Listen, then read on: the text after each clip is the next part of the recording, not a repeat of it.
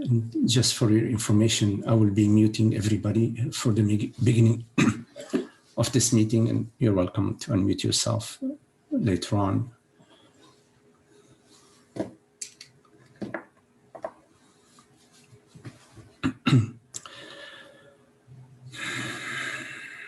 So to start with, if we could turn our attention inwardly and simply rest as we are.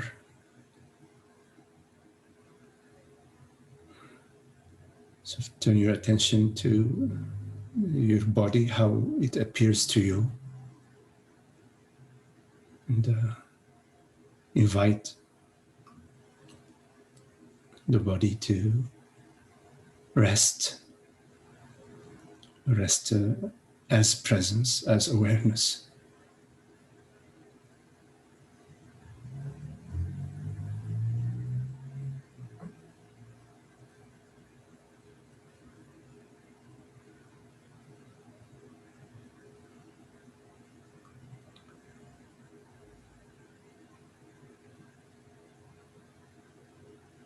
Whatever is appearing to you is appearing freshly. This moment, in the spaciousness of awareness.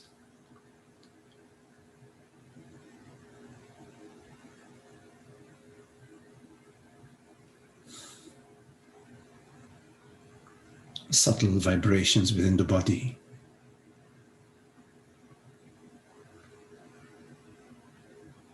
The breath. A gentle flow, a gentle movement, which we call breathing.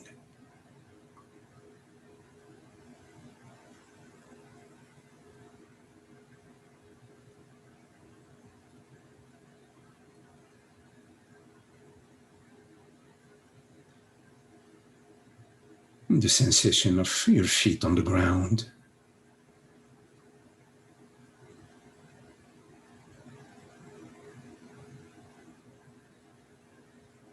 Such a mystery.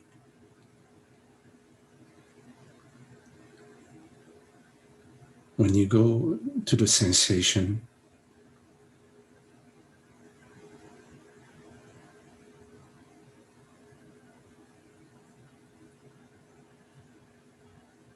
you don't find a ground, you don't find feet.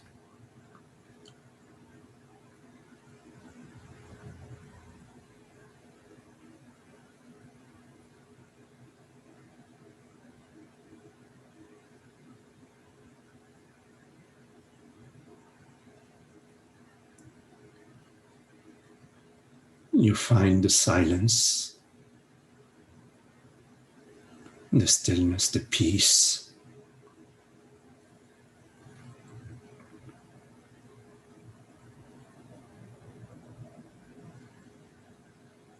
That may appear as hearing these words.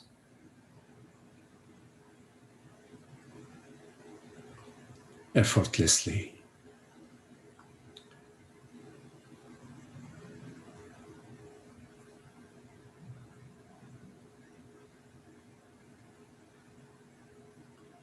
Notice the hearing.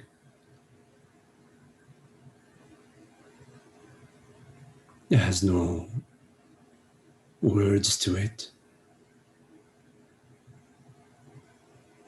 There isn't a separate hearer.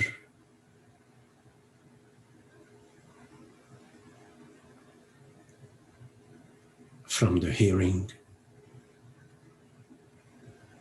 It's one movement, one expression, one vibration, which we call hearing.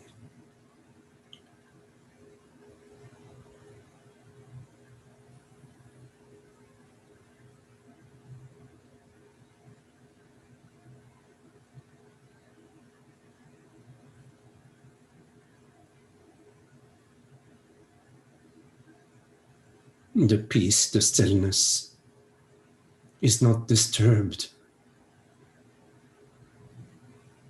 by hearing or sensing.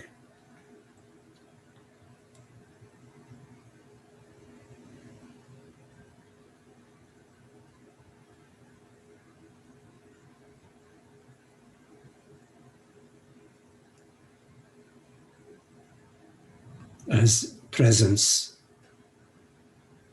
as this borderless awareness, there is no disturbance.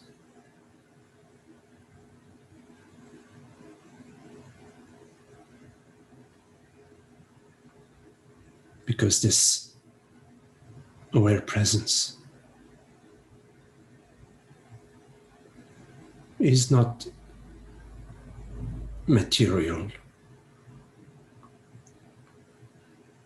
It is not objective or subjective.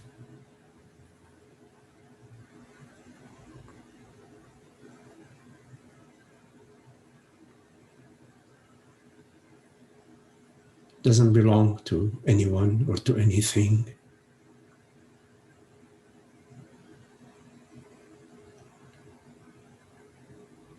This borderless aware presence is not perturbed by the weather.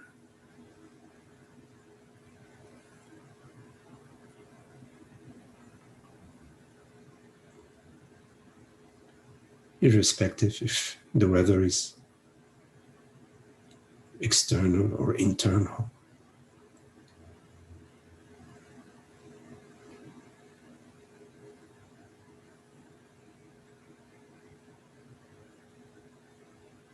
This aware presence is the true I.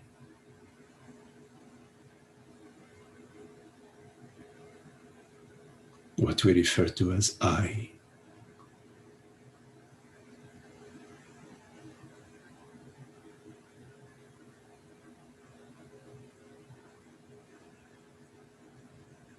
There is no history to awareness.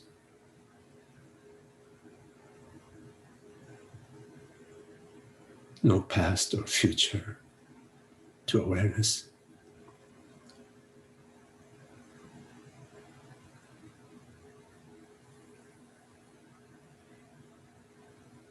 And yet, moment by moment, it appears as this, a perception,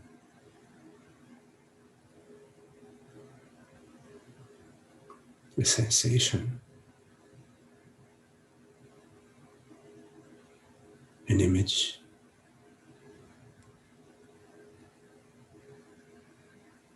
while remaining transparent.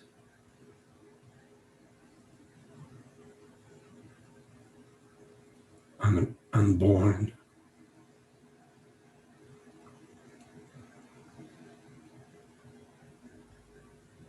Fully embracing everything effortlessly.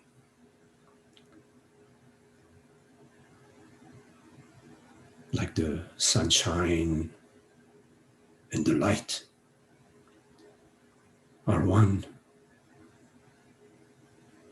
or the sunshine and the warmth of the sun are one.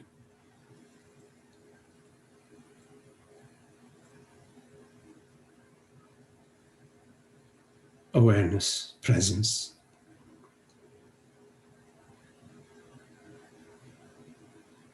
and its infinite expressions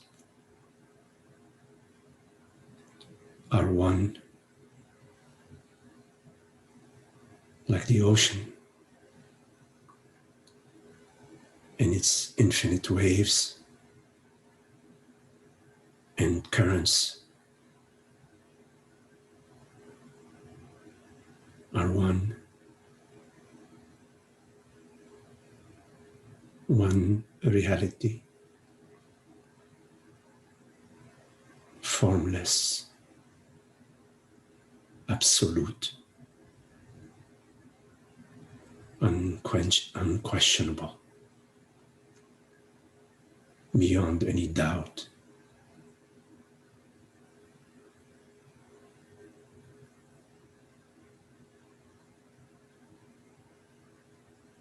That is our true nature,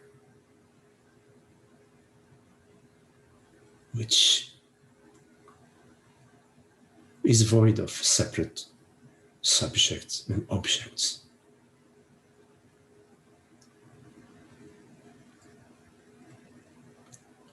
Void of any effort to be the love, to be the oneness, the wholeness, the intimacy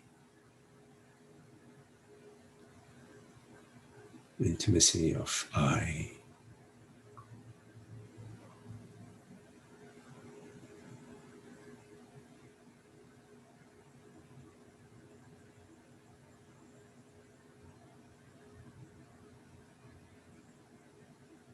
In awareness, my reality, the one reality. There is no subject and object.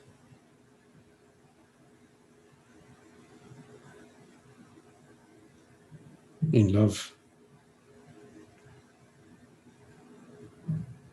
that which we are, there is no subject or object.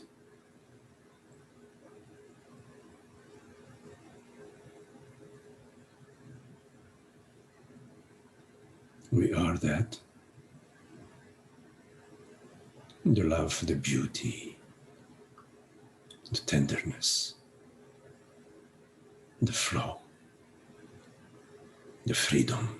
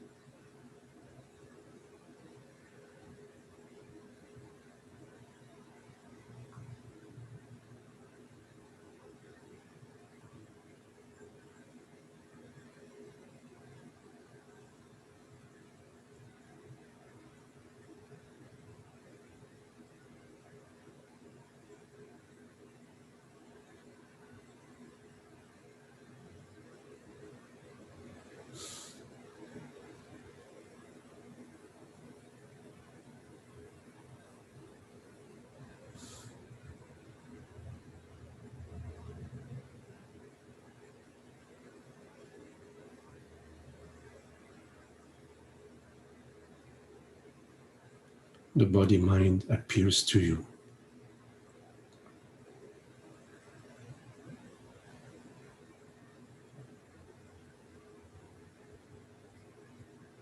Appears to you as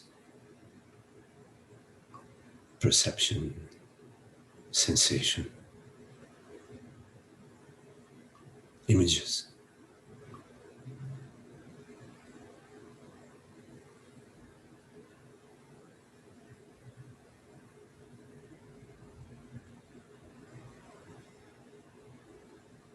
All appearances appear to you intimately,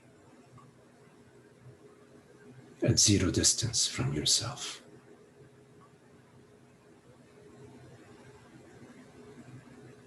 Because in the universe there is zero distance.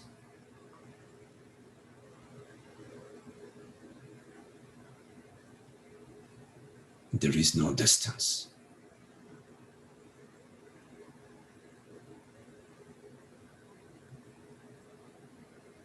Like in your night dreams,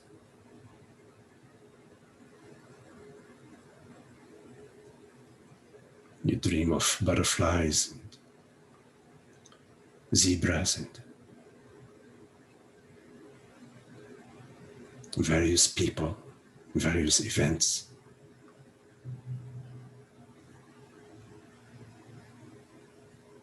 Your night dreams are at zero distance from yourself, the dreamer.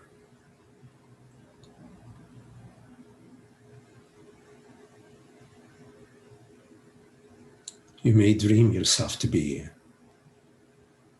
a character in the dream, a man, a woman.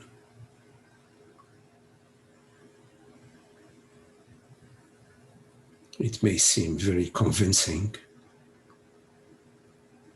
It may feel very real. You may be a character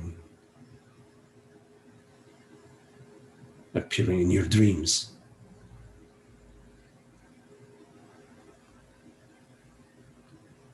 That travels around the world for years.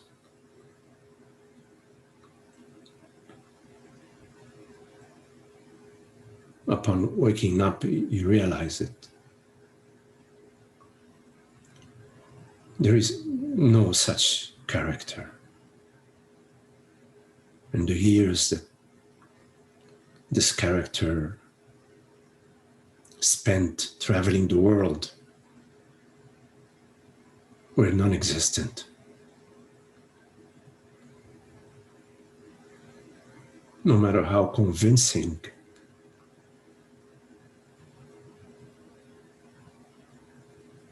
how powerful the feeling may have been,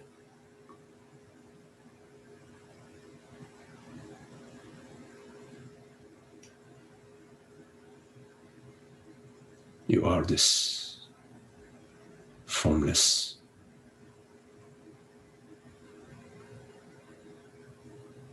awareness, infinite potential, infinite creativity.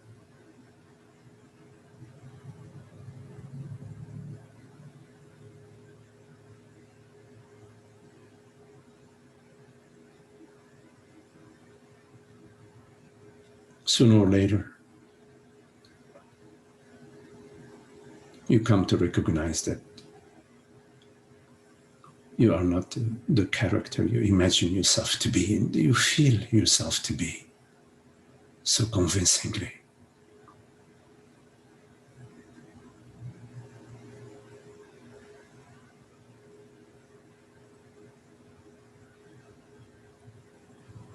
And all the concerns and worries and travails that you felt and imagined were yours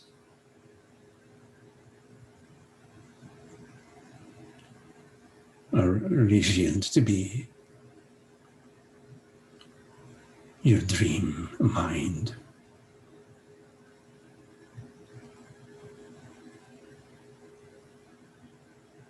And that which you are, which you truly are,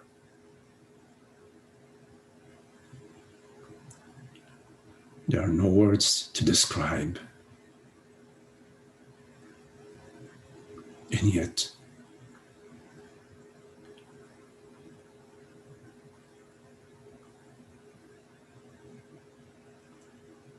it's absolutely undeniable.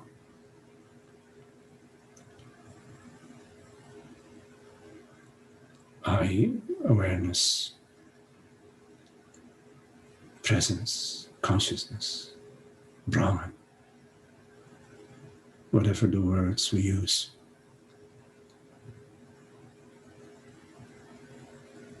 Is absolutely undeniable.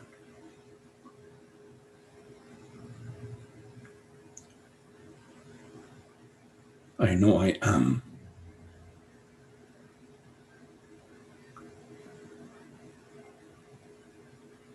I know I am aware.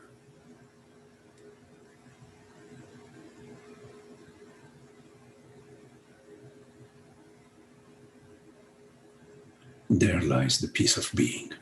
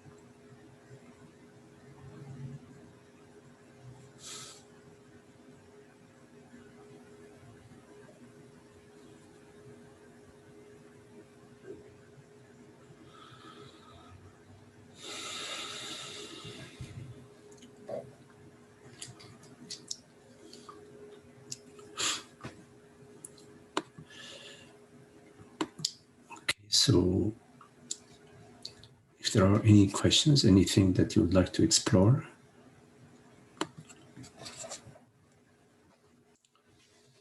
please make sure you unmute your mic, and you're welcome to turn on your video if you care to. This way we can see each other. So any questions?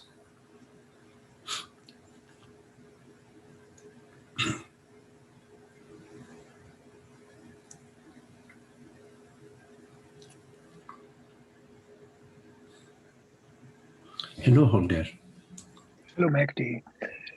Could you say something about the discernment between the sense of me and I am? Yes.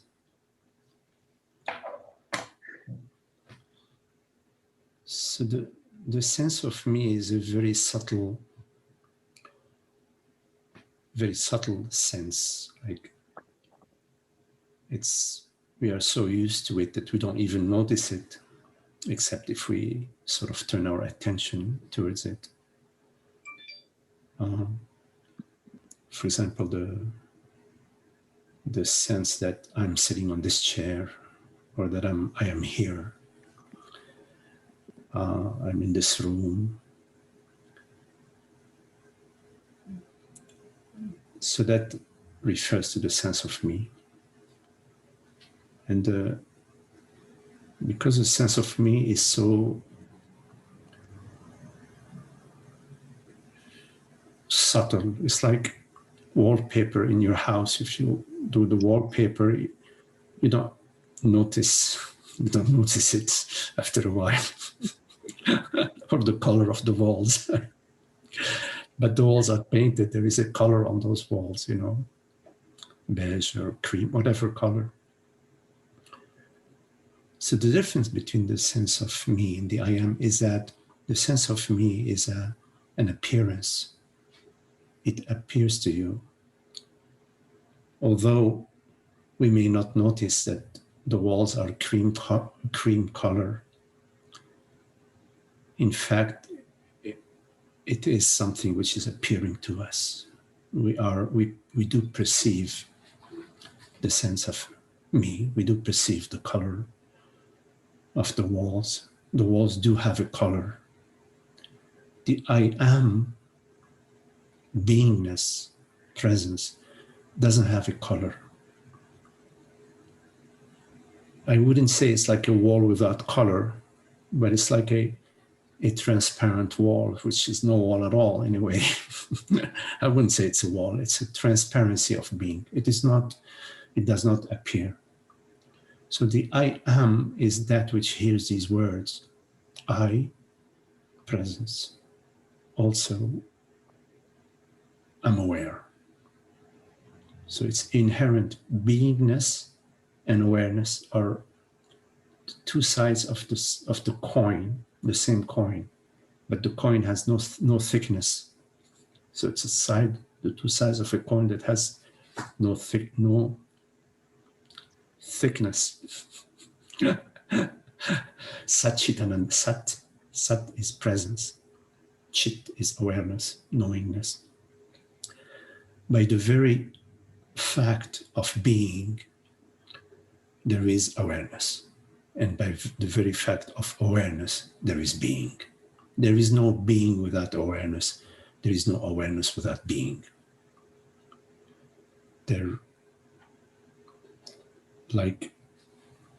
is no sun without light. So the presence awareness, the I am, is the reality of all phenomenal appearances. And of course, it is the one reality. So the sense of I am belongs both to the body and to the mind. At the mind level, the sense of I am appears as the thought, which is more of a belief that I am in this room, or I am sitting on this chair. And on the body level, on the sensory level, on the feeling level, the sense of I am arises as a feeling, the feeling of I, which is not a thought, it's more sort of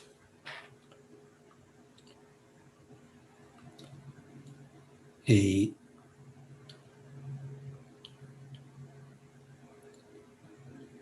was going to say a false sensation. It's not really a sensation, in that it is different from the sensation of your back against a chair. It is more sort of a sensation, a feeling sensation that is connected with the belief that I am a person, that I am a body mind. So the sense of me is how we operate in the world without noticing it too much. But it is that very sense of me that gets triggered in an emotion, becomes an emotion under certain circumstances, certain situations. That sense of me sort of gathers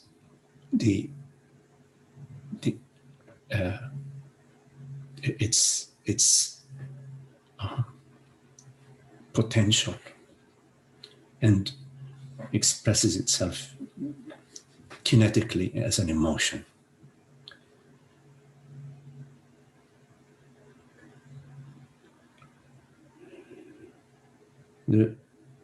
Another aspect of the difference between the sense of me and the I am is that the I am is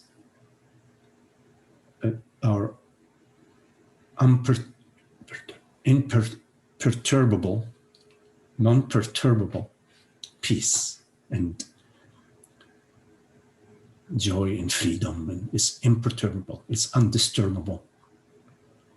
While the sense of me has a constant hum of annoyance within it, of incompleteness in it, of a sense of looking and seeking in it, which most often is unnoticed.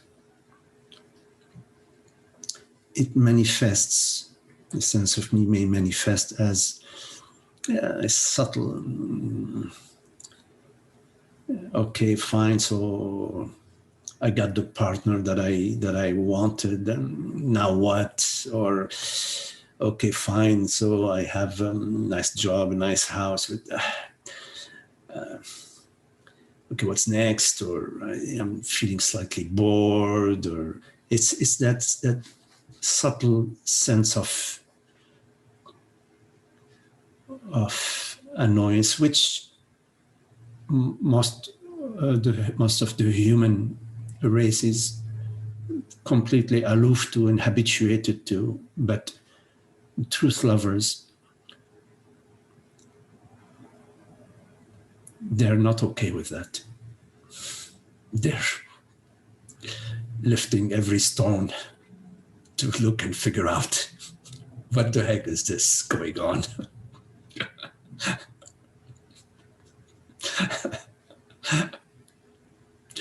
So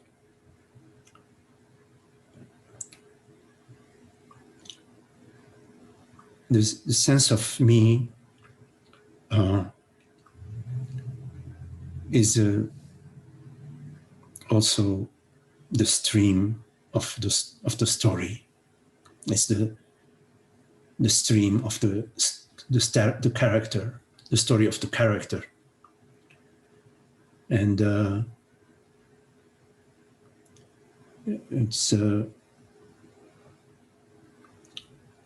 it's that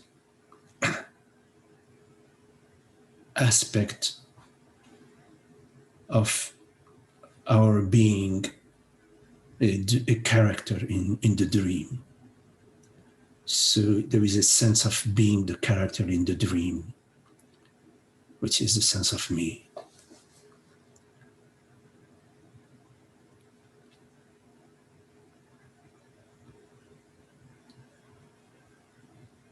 So the sense of me appears to you.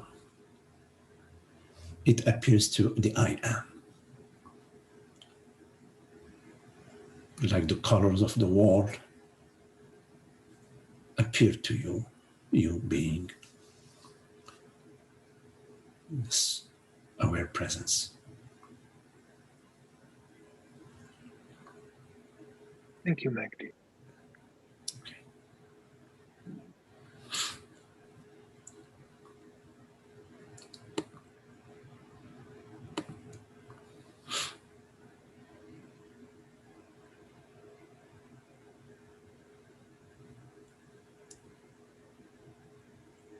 So the sense of me in our contemplation, in our inquiry, in our study,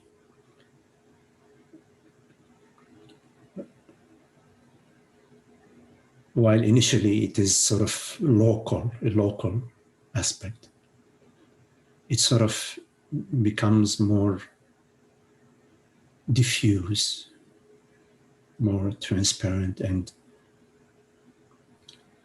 eventually the sense of me and the universe, the entire cosmic realm, become one. So the sense of being somebody, which is connected to the sense of me, become the sense of being, just pure being, meaning being the entire realm of existence.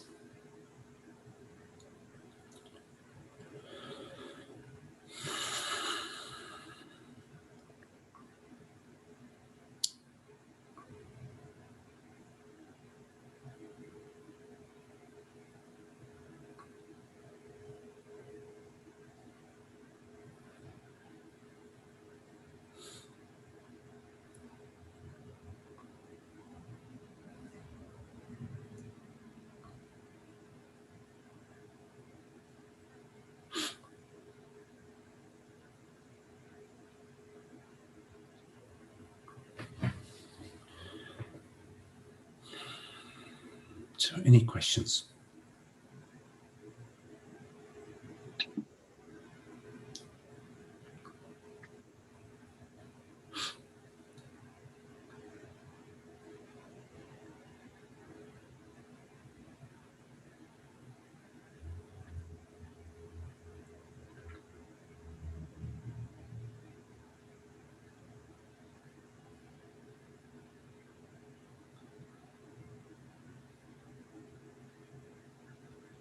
Hi, Magdi. Hello, Anna.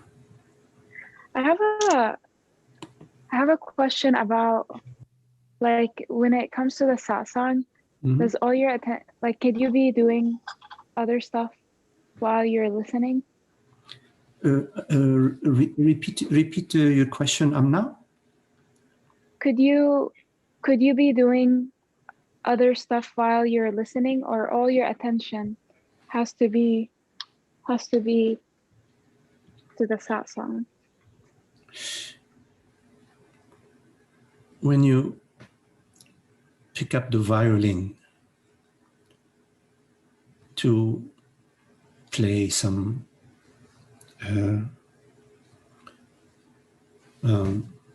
composition that you are practicing, it makes sense that you just put everything on hold and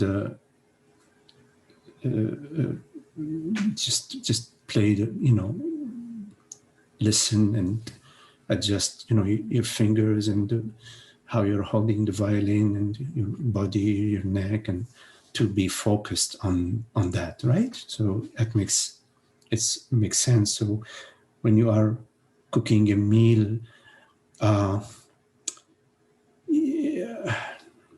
you may be able to get away for a minute or two, but you need to keep your attention on the meal you are cooking, so you don't burn it, and so you can flavor it and make it.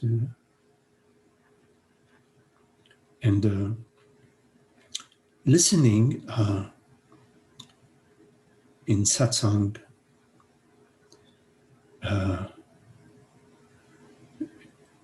requires your entire attention. Yes. Yes.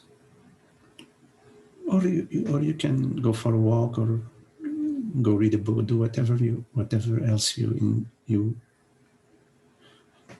So no, you need to, when you come to satsang, or you are studying, you're trying to comprehend some verses of Tao Te Ching, or you're reading some of Ramana Maharshi's words, you're trying to comprehend them, it requires your entire attention.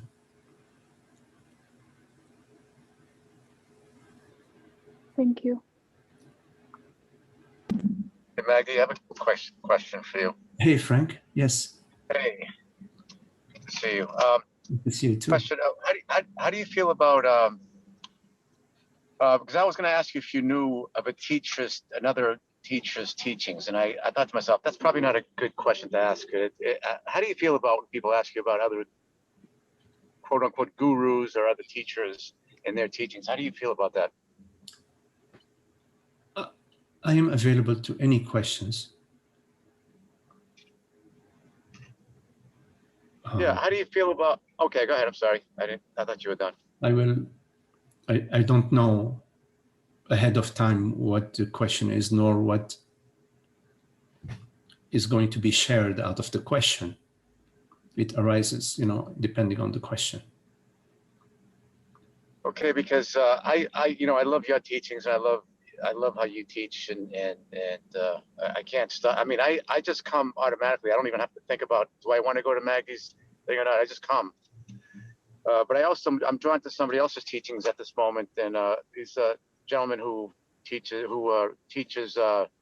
Ramesh Balsakar's teachings. The teacher's name is Raja Castillo. So I've been kind of following both of your teachings, and I'm trying to. Sometimes I feel like I should pick one, and I'm not sure. I just don't know. I don't know. I'm kind of in that space between two choices, and I love both teachings, but I feel sometimes like they're a little bit different. How do you feel about that?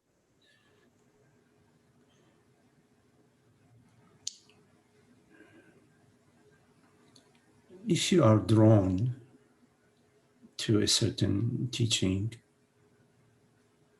that draw that is coming through you is available for you to explore. You can explore it in terms of looking at whether you are a butterfly that's going from flower to flower, or whether you are following the perfume of love, the perfume of truth. This is for you to find out whether you are right now sort of feeding your restless mind. I'm speaking generically, by the way. I'm not speaking to you in any way particular. Whether you are feeding your restless mind with, okay, let me check this out, check that out, check this out. Or whether something is resonating for you. So if something is resonating for you, then it's significant for you. Now, if you are sensing that there is some sort of dissonance between listening to this teaching, listening to that teaching, it's like you find yourself sort of on the saddle of two horses at the same time, if that's what it feels like, then also that's something that you need to take a look at, because obviously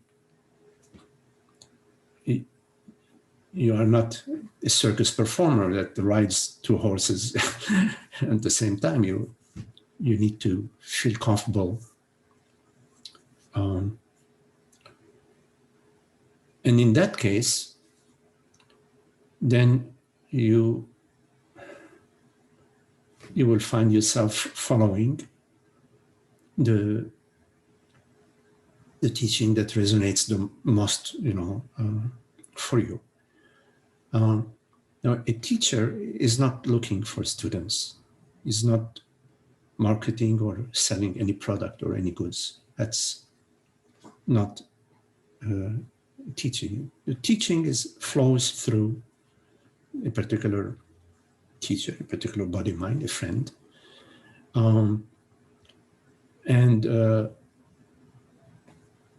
The flow is a divine flow. It's a flow that's flowing from the absolute, from universal consciousness, from God into the field.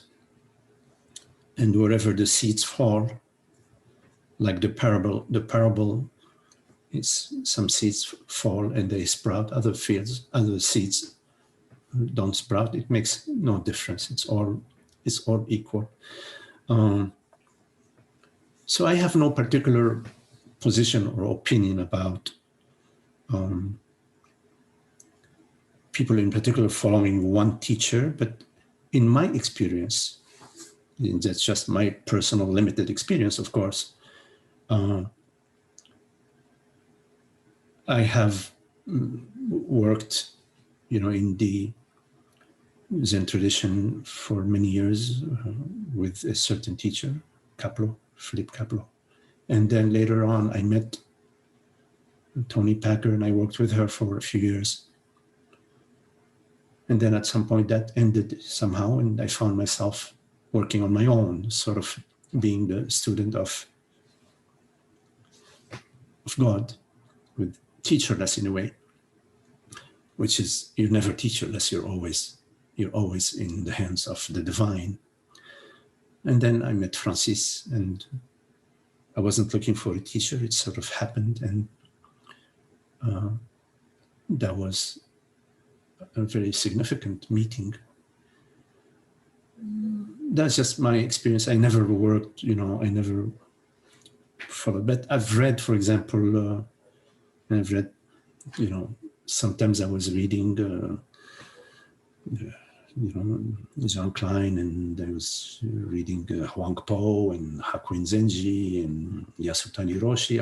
Sometimes I was looking at the teaching of the sages, across many different traditions. Somehow there was something that resonated, that drew me, an inner sort of draw in a certain direction. And for many years, I was interested in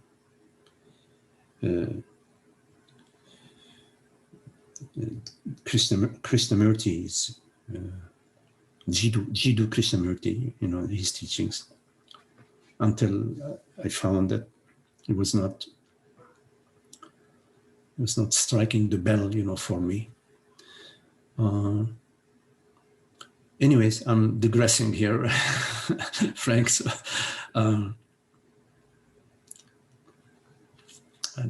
no, I appreciate it, Magdi. I was just wondering if, and again, I'm almost afraid to ask this. I don't know why I'm so afraid. I guess I feel like if I ask the wrong question, you're not going to like me anymore. And how do I know you even like me, right? I'm just kidding.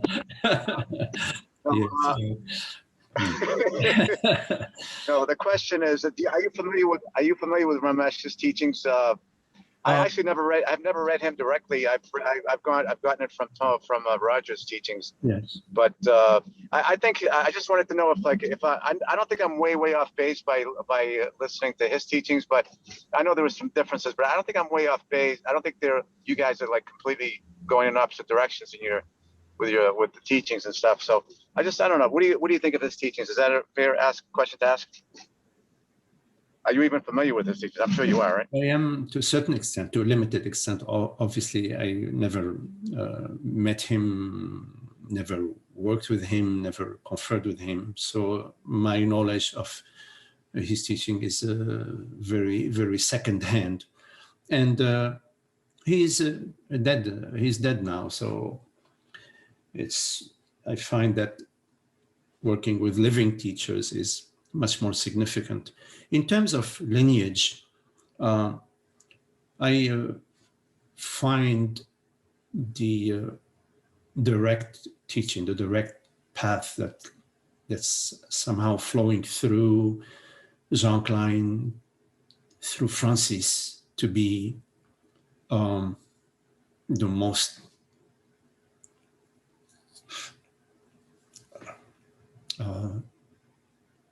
enlightening path. Now, having said that, it's not the path for everybody. It's just answering the question that, in my perspective, that is the path that I find the simplest, the cleanest, the more direct, no pretension, sort of like a bullseye type of teaching. And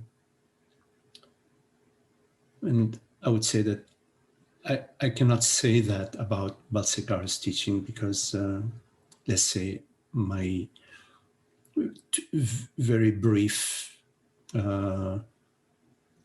readings of some of the things that that people quoted him to say, it just hasn't been my path. But I did come upon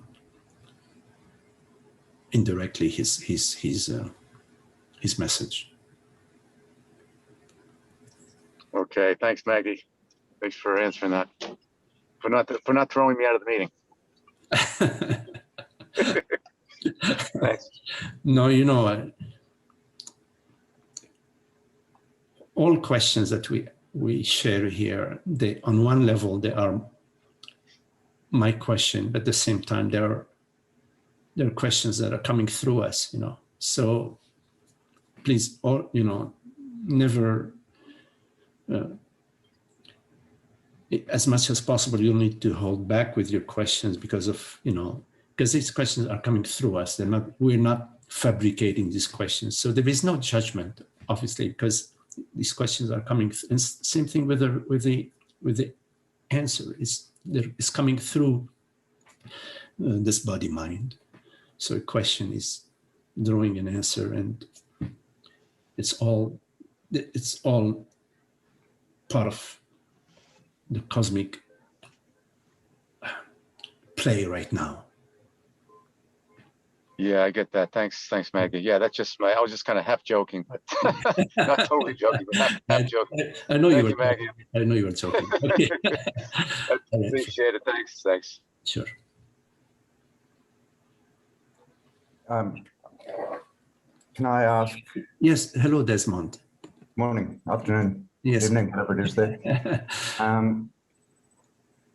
It's just a preamble for the other listener.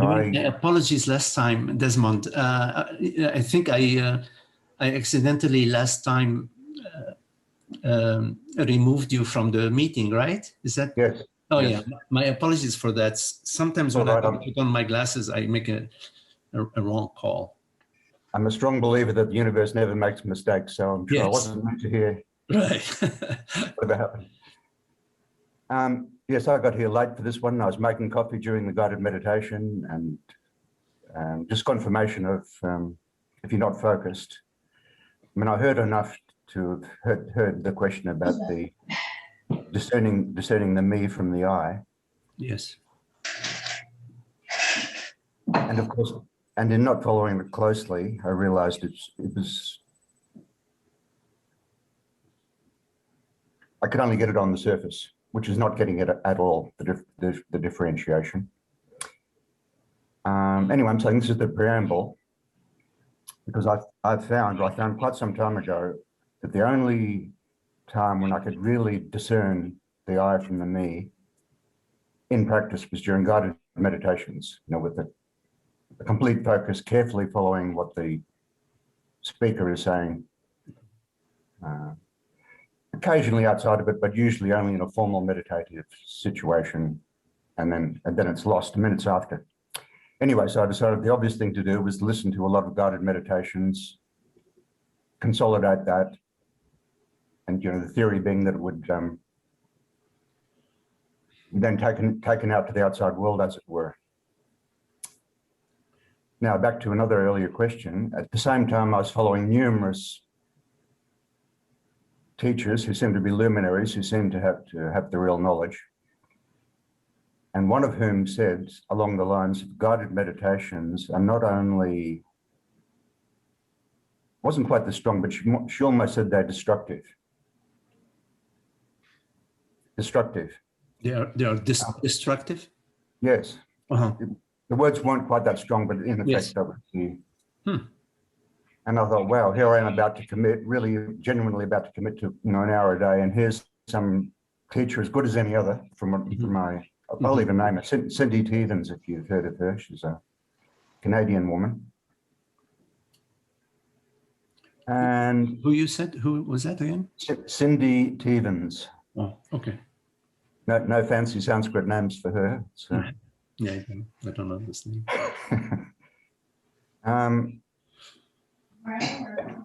Anyway, what I've discerned from them, I did go back to her and she said, oh, they're not that bad.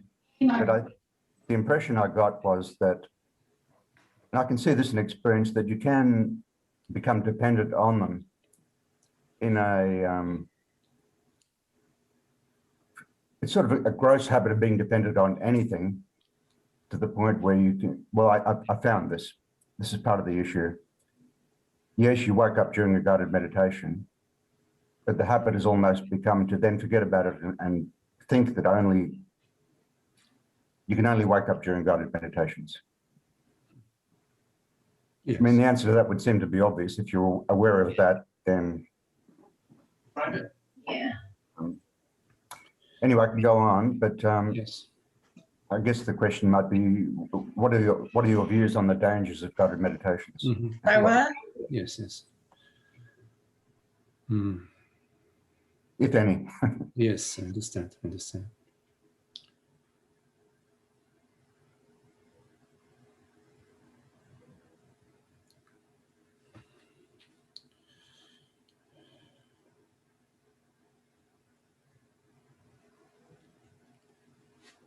Now, in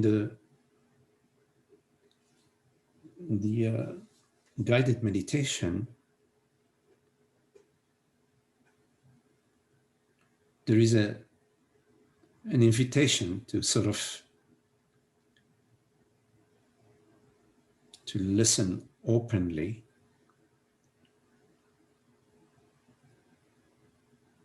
and as we are listening openly,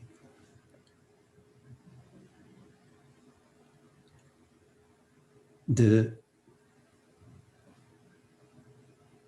usual layers of me, the noises, the thoughts, the images about me, and all the extra stuff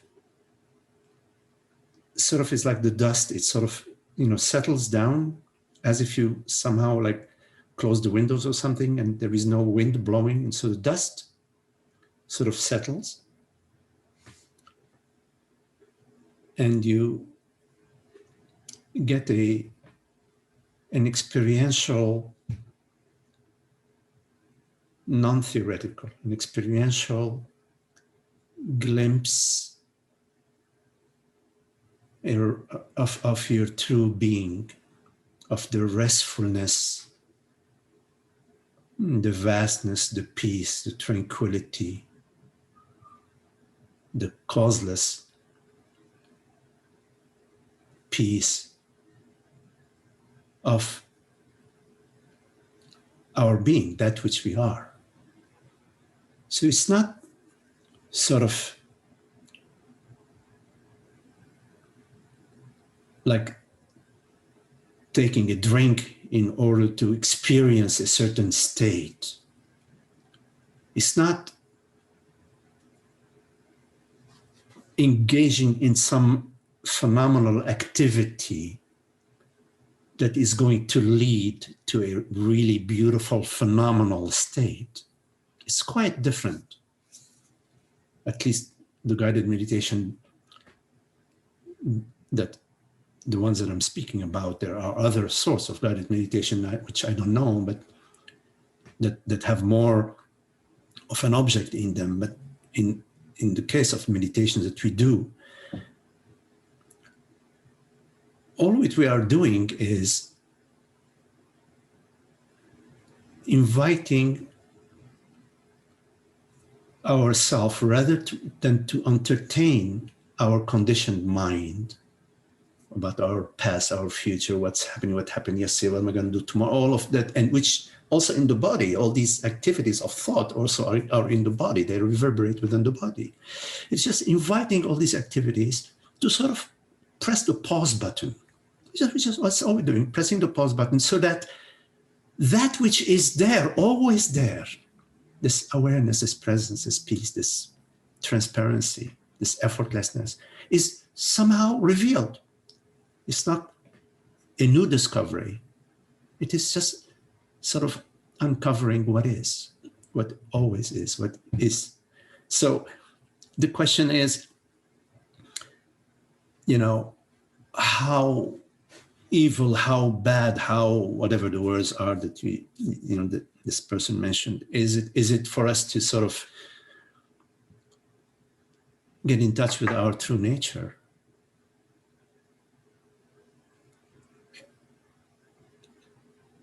To get in touch with your true nature is sort of, it's like looking up at the sky and all you see is clouds and clouds and clouds. Oh, here's a cloud in the shape of a dragon. Here's a cloud in the shape of an angel. Here's a cloud in the shape of a goat, and not realizing that in fact the wide open sky is infinite. So all what we're doing is basically looking up at the sky. There's no issue with the clouds. We're never saying thought is bad, or memory is bad, or sensation is bad, or the body is bad, or the world is bad. No, we're not judging the clouds. We're just saying, hey, let's part these clouds a little bit. Wow, look at the vastness, sort of as a metaphor. Now, it could be that in some cases, because we experience, in the meditation, the peace. And then the mind after comes up and says, oh, well, I want that. You see, it's like thought saying, I want my true nature. It's like a cloud saying, well, I want the sky. I want the wide open sky.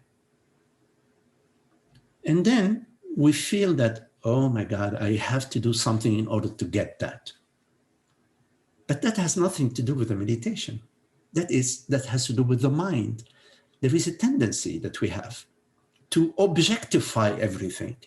We even objectify love. We objectify love. We objectify our true nature, which is the peace of being, which is awareness. Then we say, oh, well, I want that. But awareness is not an object. The reality that hears these words, it's not the body that is hearing. The body is the instrument via which these words are heard. Like the binoculars do not see. The telescope does not perceive.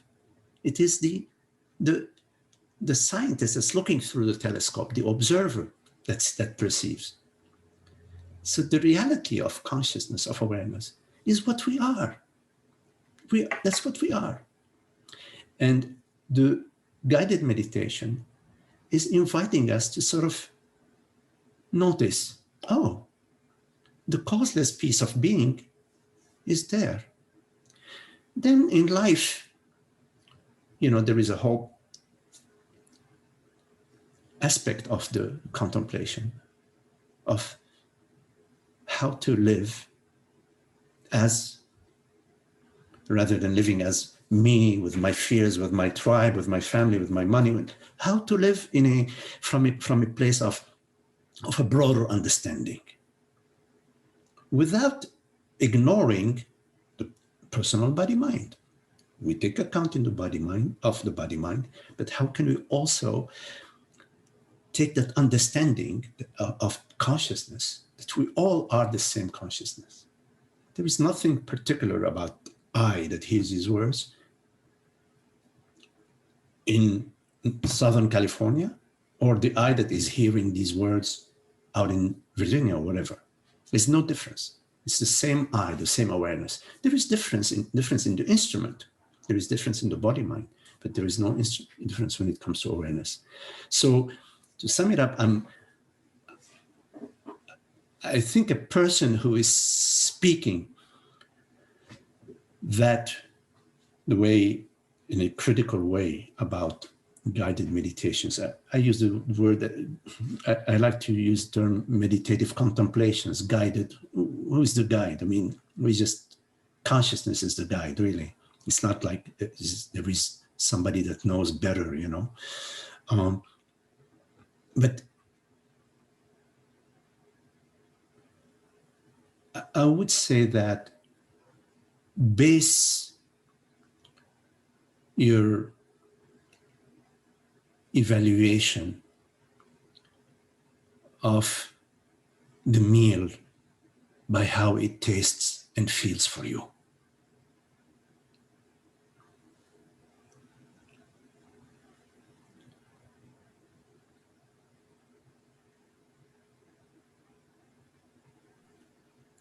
Yes, I mean, that seems to fit in with common sense. Like I said, and if I hadn't have felt that she seemed to be wide awake, I wouldn't have taken any notice. But, and to be fair, I think she recommends something like some sort of Zen meditation where you sit in front of a blank wall, which bothered me even more because I don't have access to a blank wall. I mean, it really would be. But that, obviously a blank wall won't wake you up, but if you're ready to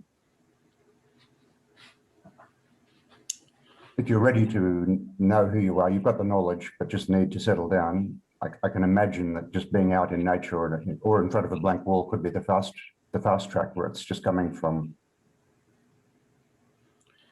the self rather than having any words to. You know,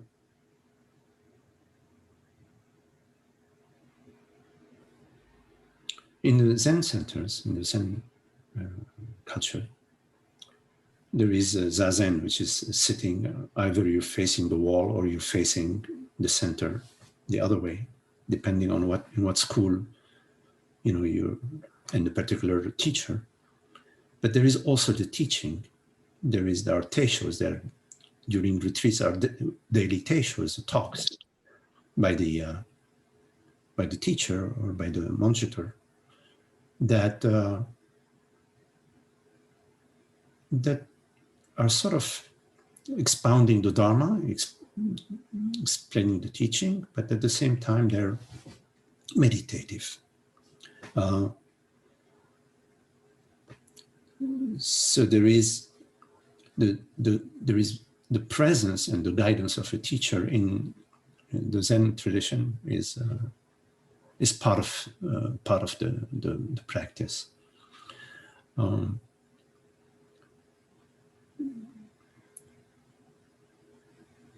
And whether you are in a guided meditation or you are contemplating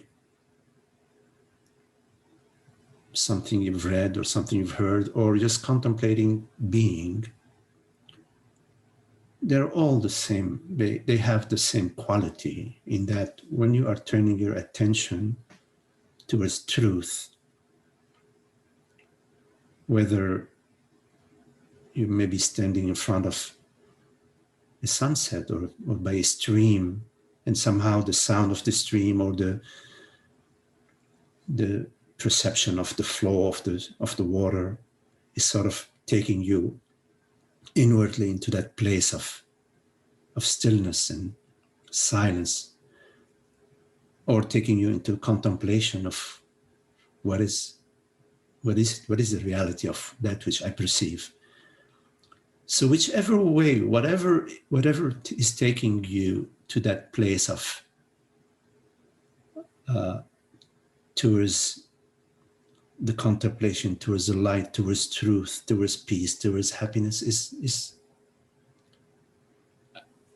I wouldn't have any criticism of it. I would say yes, go for it, even if it is, you know.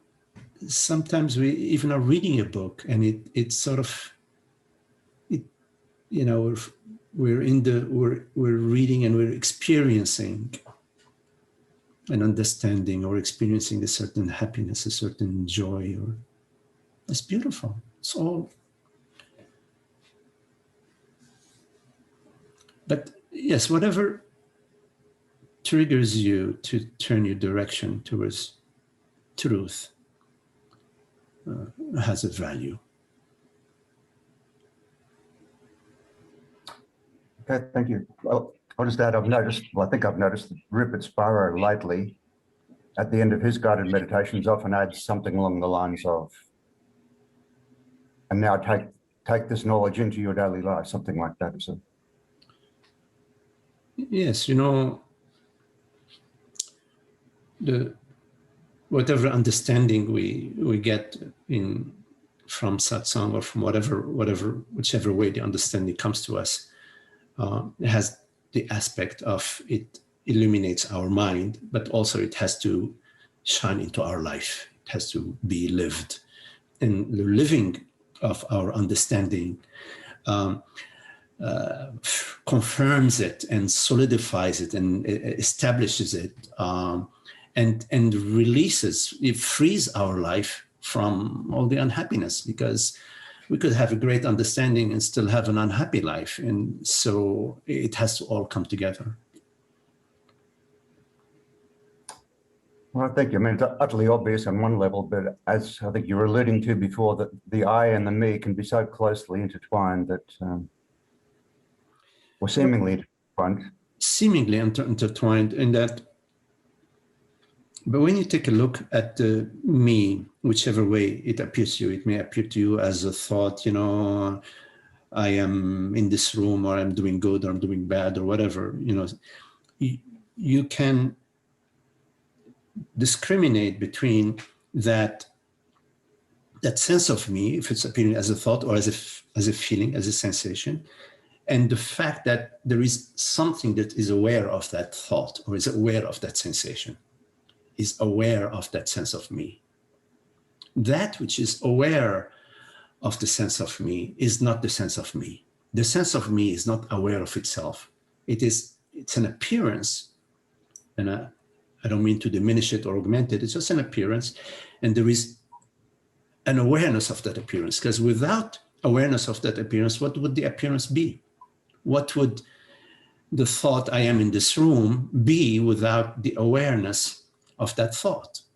So they do seem to be intertwined, but yet there is a crucial difference between them. The difference being that the sense of me has a shape and form and color, while awareness doesn't. The sense of me appears and changes and dances. Sometimes it's a very powerful sense of me, sometimes a weak sense of me, sometimes it's not even there. While awareness is always there. It's neither bigger or smaller, or it's always there. The sense of me is phenomenal, meaning it exists in time and space, in the mind. While the sense of me, while awareness is non-phenomenal. It is not located. And that's something you have to investigate, of course. It's not located. It has no location, it has no beginning or ending. It has no phenomenal qualities.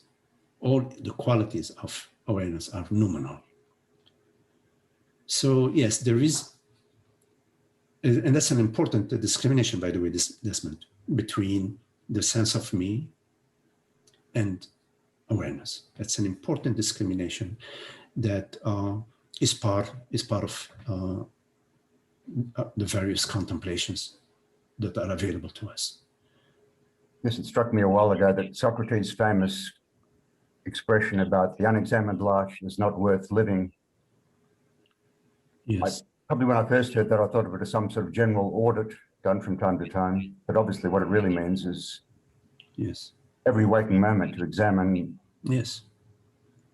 who's running the show. Absolutely. Absolutely. That's beautiful. Thank you for sharing that. Yes.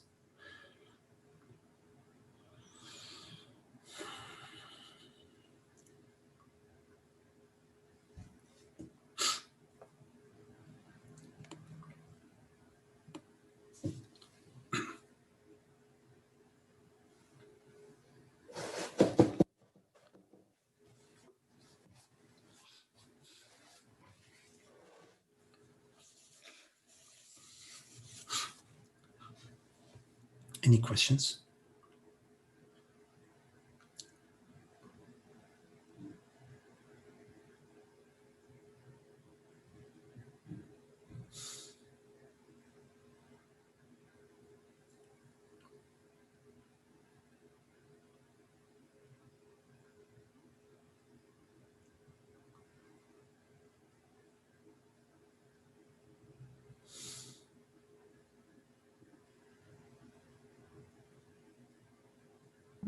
Hey, Maggie, I have another question if it's okay, if Yes. nobody else has one. Absolutely. Okay. Yes, man. So, you know, sometimes I get confused. So let me see. I don't even know if I'm going to find the words to ask you this question, but I'm going to try. So you talked about the body being an instrument of awareness. And so like when we see, it's the body, awareness seeing through the body, and hearing is awareness seeing through the body. But then, you know, there are things, I read things like, you know, don't be the seer, be the seeing. Don't be the hearer, be the hearing. Which kind of, in a way, to me, that does away with the body mind. Mm-hmm. And it really just gives you, it's just awareness and no body mind. That's the way when I hear that, that's where I go. So I'm having trouble combining those two or integrating those two ideas. Right, right. Thanks. Right. Yes, yes, man.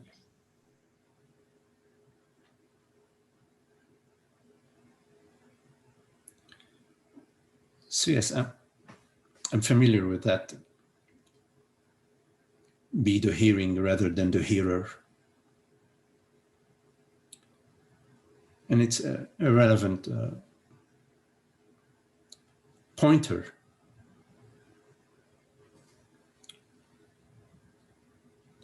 Now, let's look at our experience so we can understand, hopefully, something about our experience. Right now, there is hearing, right? Yes. Okay.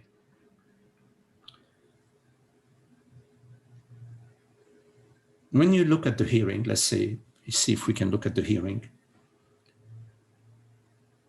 Let's say as a model, we're going to break the hearing into 3 parts.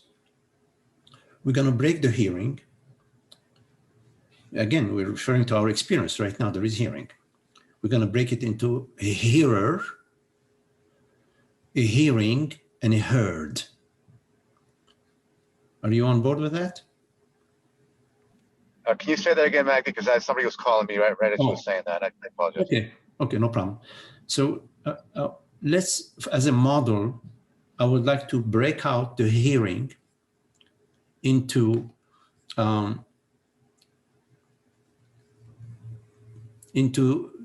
a hearer, someone that hears, a hearer,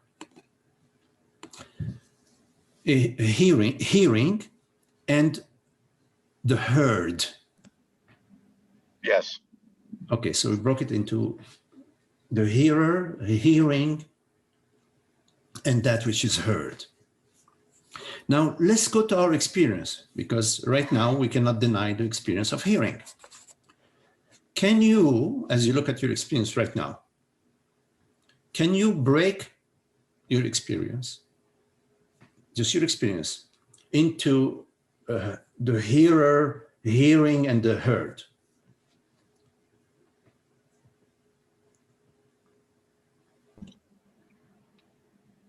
I don't think so. No. Don't. I don't Did I want you. confuse things? I don't want you to think about it. Don't. I don't want you to tell me you don't think so. I want you to sort of look at hearing. Right now, there is hearing. In your experience, when in your experience of hearing, which you have this experience right now of hearing, I have hearing. Now, can you, in your experience, when you go to your experience of hearing, break it down into those three parts? There's hearing. Hearing is happening, right? And then I'm hearing, and I'm being heard because you're responding to me. No, that which is you are hearing is the heard, like the words that you are hearing is that which is being heard. Okay, so your experience is, I am hearing. Yes. There is hearing, there is the hearer, the hearing, and that which I'm hearing, the words, I'm hearing words, English words. In your experience, when you go to your experience, not you thinking, I'm not asking you to think, let's think about things. No, I'm asking you to go to your experience. When you go to your experience of hearing right now, which is undeniable, do you perceive three parts to your experience? No. No. No. Me too. When I look at hearing, I have no words. I cannot say, wait a minute, it's made out of three parts, right? Right. Now, let me address something else. Let's go in another direction now, okay? The direction is the following. There is hearing right now, right? Absolutely. Okay. Is the hearing appearing somewhere outside of you?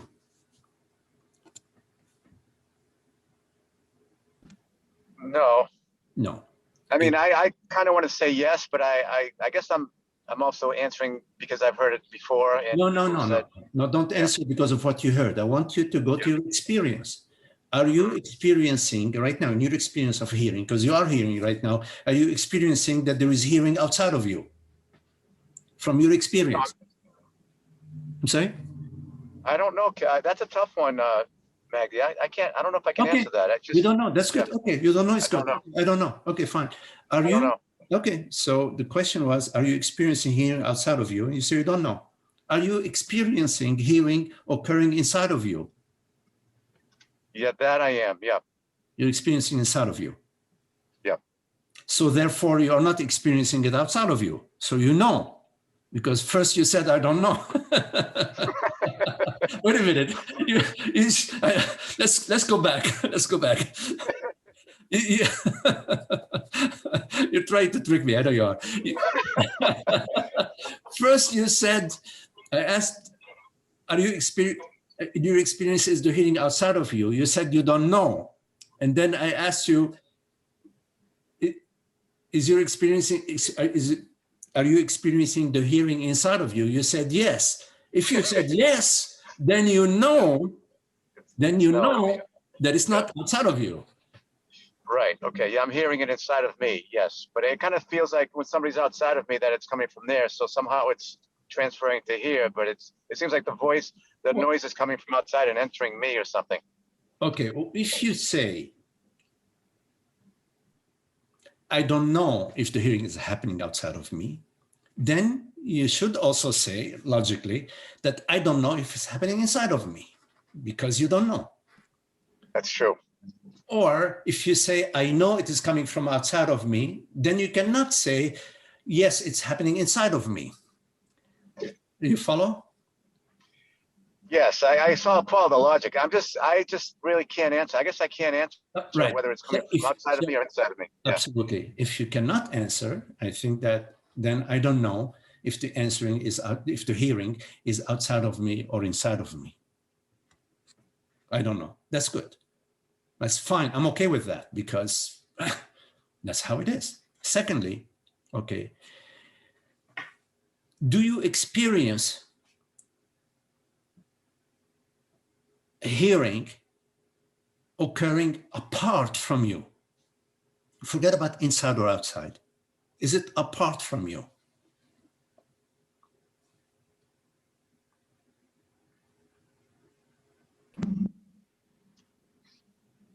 You know, Magdi, I don't know that either. Okay. Well, let's put it this way. If the hearing is apart from you, then you cannot hear it. If hearing is apart from you, like if the glasses and this are apart from each other, there, if the hearing is apart from you, then there is no hearing. Does that make sense logically? Yeah, it's got to be a part of me because you're hearing. Because you're hearing. Yeah. By the very fact that you're hearing, by the very fact that you're hearing, the hearing and you are not two. Okay. Yeah, it's part of me. By the very fact of hearing. Mm-hmm. Yeah, there's something in me that can hear. No, no. That's no. Okay. Now we're going to be looking for what is that thing. No. Oh. Wait a minute. You don't create now a hearing factory or a hearing entity somewhere. We have to go look for it. No. Oh no! You're jumping. Okay. You're creating. You're going into imagination, which I love. It's a great imagination. Maybe there is a virus inside of us, the hearing virus. I don't know. No, let's not go there, because we don't know. Yeah. We have no evidence that there is something inside of us that's hearing. All what we know is that I'm hearing. There is hearing, and I'm hearing. Yeah, there is hearing. And the hearing and I are not two. They're not two. For some reason, I can't, I'm not taking that in or something. I'm not connecting with that we're not two. I just don't know. Okay, for two realities, let's say there are two realities.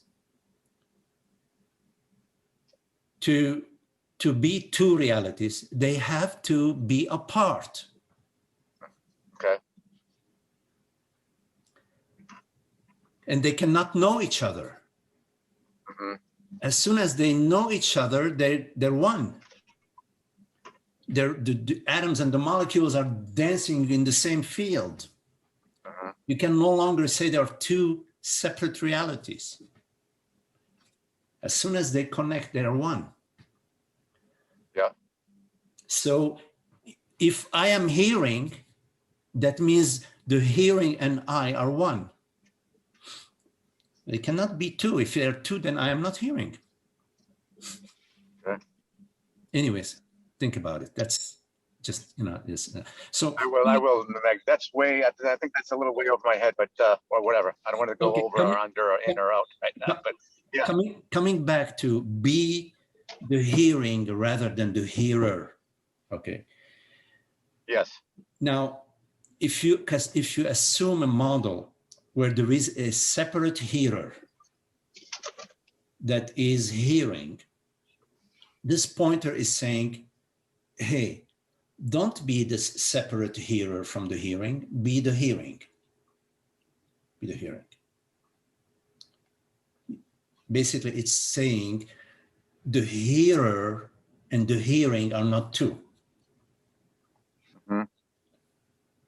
When the pointer says be the hearing, it is saying don't stand apart from hearing as an object. Don't be a subject to an object. The subject is I and the hearing is the object. Don't have a dualistic relationship with hearing.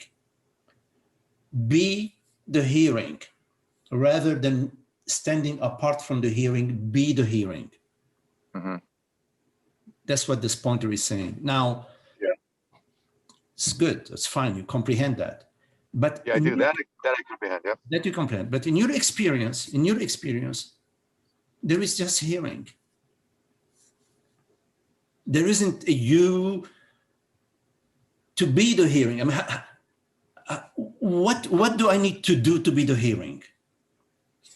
Tell me. I mean, give me a one-liner or a two-liner or three-liner if you want. What do I need to do to be the hearing? Well, I'm used to, thinking of the ears as the receptor of the hearing, there are receptors. Yes, there are. There are receptors. Like this computer is the receptor for the image, but it's not the receptor that hears. Yes, it is a receptor. But my question is, what do I need to do to be the hearing? I'm already the hearing. Yeah, nothing. Yeah, you don't need to do anything. I need to do anything. I'm already the hearing. Okay. So the pointer is that there is no separation. There is no duality. There's never been any duality. There is no hearer of the hearing. Right. Okay. Yep. There is just awareness. Consciousness takes on the form of mind. The mind says, oh, this is hearing. In fact, so sound has its own hearing, like sound comes with hearing? It's one. When you say sound, what are you referring to? Like, let's say, like even the old thing about the tree, does a tree make noise when it falls? So that the tree carries its own sound with it? I mean, the sound that anything makes comes with its own hearing with it. It's like, it's just one. So there's no subject object. Hold on. A tree is a perception. When you're looking at a tree, when you are embracing, when you're hugging the tree, it's both a perception and a sensation, right? Yep. And when you are thinking about the tree, it's an image, right? Yep. So let's say that you are talking about the tree as a perception. You're looking at the tree in the yard. So you're asking, does the tree have its own sound, right? Is that the question?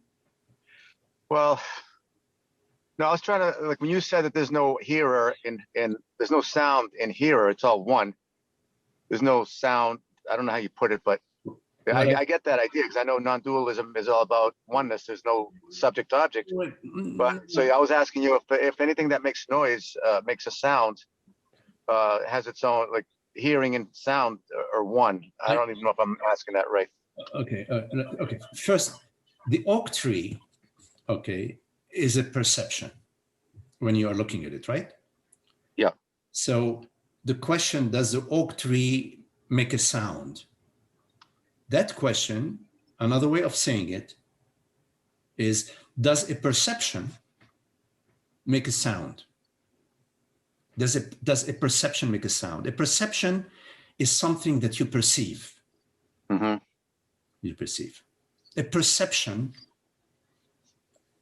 does a perception create a sound or create anything? No. Perception is perceived as an inert appearance.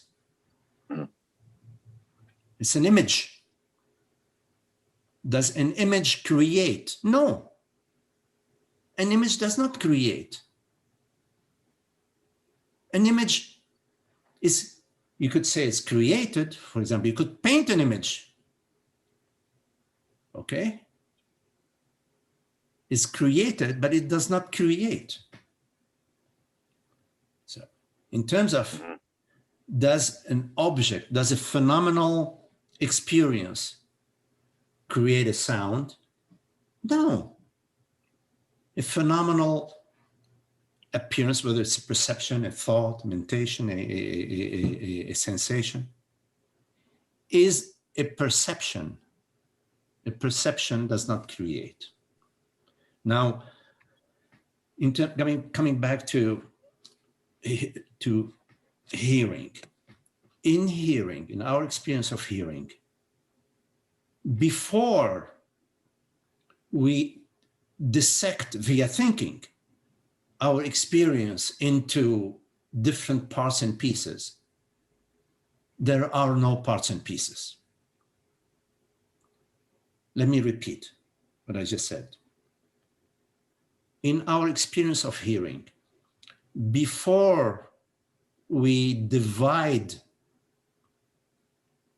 our experience into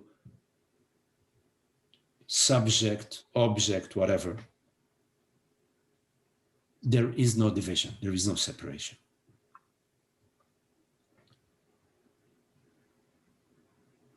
Hearing, before we separate it, before we think about it and create thoughts and images about it, has no hearer, no object, and no subject. But given that we do, you are hearing my words, and I am hearing my words, then we turn our attention to what is it that is hearing. And we all know that that which hears is I. But the I that hears these words is not a body-mind. The I that hears these words is the I that perceives as perception, is awareness. So I, awareness, perceive this perception, hears these words. But these words that I hear are not apart. They're not apart. The hearing or the words that I hear, whichever way you want to spill it, are not apart from awareness. There is zero distance between awareness and hearing.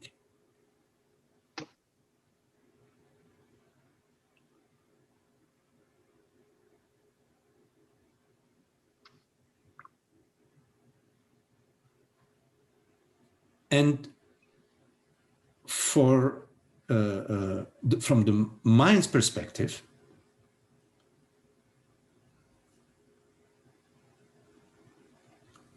I am hearing words in English because the mind can distinguish, meaning there is in the program, within the program, there is a distinction between Yasado, bonjour, comment ça va, hello, how are you? There is a distinction between the different languages because we've trained the instrument to distinguish between languages.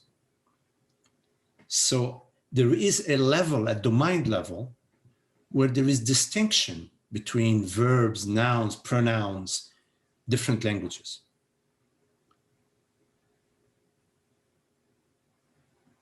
At the mind level. But at the level of our experience of truth, before the mind, it is just, there are no words. There are no words. So the words come after the fact. What they say, the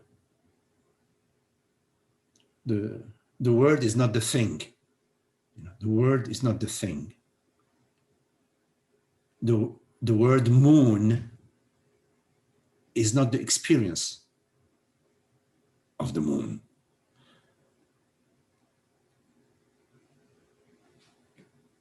So in terms of your contemplation, you are this reality, the reality of awareness. And that reality is not a body-mind, it's not an object. It is that reality, the reality of awareness, that perceives and hears these words via a particular body-mind. The body-mind is not separate from awareness. Its reality is awareness. The body-mind is the instrument via which awareness experiences the world. Like in your night dreams, you create a butterfly, and now you are the butterfly flying over the prairie, going from flower to flower. It is via the butterfly's body-mind that you can fly from flower to flower. The butterfly is not separate from you. You have created the butterfly. And every flower that the butterfly perceives, meaning the perception of the butterfly, the butterfly perceives, let me put it another way, you, because you are the butterfly, you created it. So it is made out of you. Whatever the butterfly sees is actually you who is seeing it via the butterfly. So when you dream, when you wake up and you say, oh, I dreamt that I went to Hawaii or I traveled to China, you didn't travel to China, you were in bed, but you created some character in the dream, and via this character you experienced traveling to China or to Hawaii. Similarly, via this body-mind, which we call Magdi or whatever name it is via this body-mind that I, consciousness, perceive the room, the wall, this conversation, my conversation with Frank.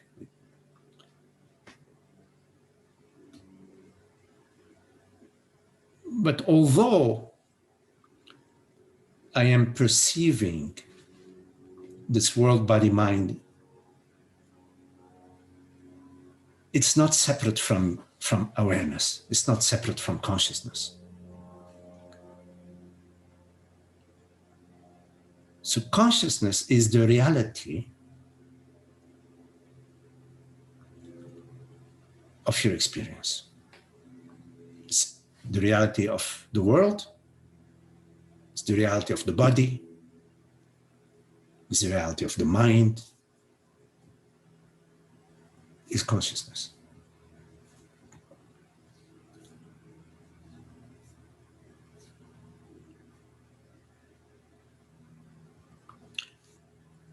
Okay. Just coming back to your question, one more thing, Frank. If you find it helpful for you to be the seeing rather than the seer, then then explore that, being the seeing rather than the seer. But believe it, actually, I think you explained it to me pretty well. I mean, I'm surprised that I actually got what you were saying, because it's pretty deep stuff. I can see, like, the consciousness is there's no subject object, so there was just hearing. But the body mind, which is an object, will say, the thoughts will say, well, that's the person. There's the hearing and here's the hearer, and so it splits things up into twos and stuff. So I'm getting that. Yeah. So I'm getting that. It's a mixture of levels. Yeah. The level where, hello, Frank, how are you? And is that level, and there is a level of before the mind, and I have no issue with the mind. The mind is perfect. It's a very good tool. Don't misunderstand me that I'm vilifying the mind. No, I'm just saying that different levels. Mm-hmm. Yeah, and I'm beginning to get that. Yeah, and each level is appropriate in its own right. Right. That's good. Wow, that's really, really good. Well, thank you so much, Magdi. Appreciate you. All right, Frank. I appreciate your time and everything. Thanks. Sure, absolutely. Okay. and your wisdom. Yeah, thank you. Okay. Well, so thank you all. Very lovely to be with you, Desmond. Lovely to meet you here, Desmond, and talk with you, and Frank, John, and Holger. Hello, Holger. Holly, hello, Holly. Mina, lovely to see you again, Mina. Beautiful. Thank you very much. Hi, Amna. And Kelly, hello, Kelly. And Zoe. And Lena. Thank you, Magdi. Thank you all. Beautiful. Thank you, Magdi. Very lovely. Thank you. Thank you. Thank you. Okay.